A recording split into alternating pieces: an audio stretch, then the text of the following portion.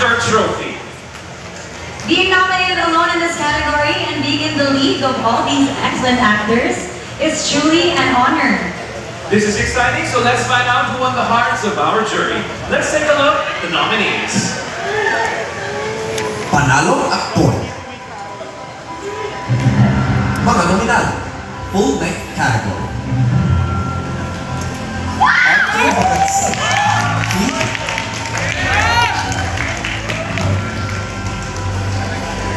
Khalil Ramos, Ocean's 4.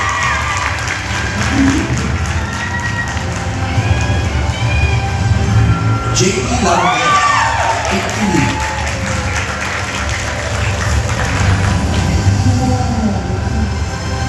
J.C. Santos, Germany.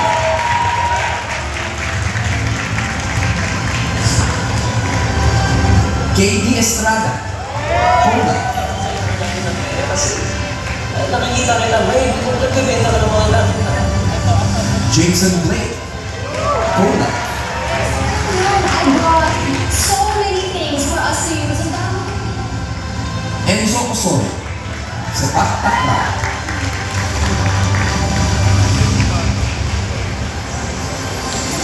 Alan Dizon, Saudi.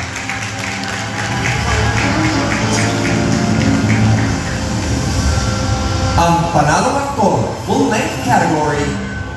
Ang panalong aktor para sa full-length film category is... Ladies and gentlemen, we have a tie.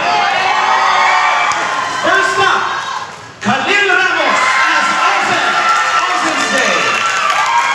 And J.P. Laramie.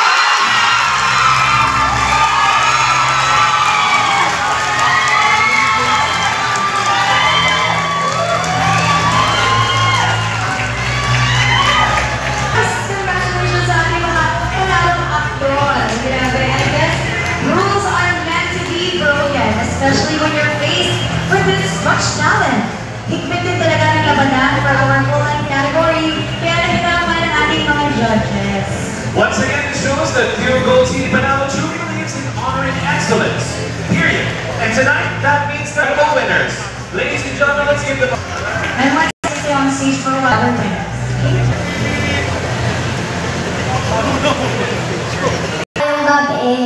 Thank you for all the lucky support here in Gold City Panalo Film Festival.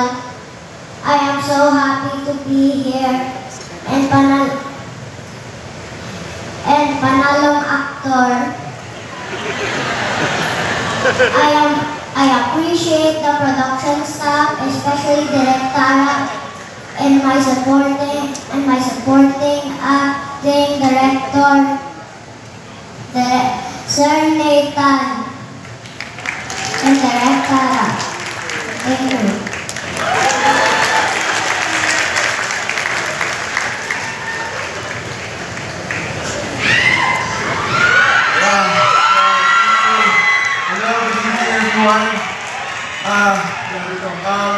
Thank you, of course, to Pure Gold City Panalo Festival, sa buong-buo ng jury at sa buong-buo ng buong festival.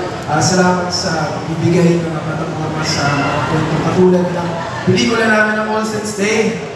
Sa pamilya ng Ocean's Day, Direk JP, salamat sa tiwala mo, Direk. Alam ko sobrang personal nitong pelikula na ito para sa iyo.